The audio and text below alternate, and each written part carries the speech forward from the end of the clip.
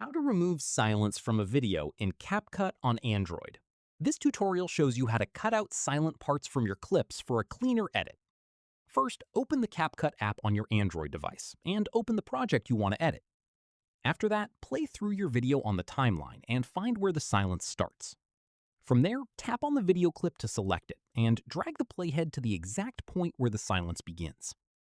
At this point, tap Split to cut the clip at that point. In the next step, move the playhead forward to where the silence ends. Following this, tap Split again to cut the clip at the end of the silent section. Once done, you'll now have the silent part isolated as its own separate clip on the timeline. From here, tap on that clip to select it, and tap Delete at the bottom to remove it. Finally, once the silent section is removed, your clips will sit right next to each other. You can add a transition between them if needed to make the cut feel smoother.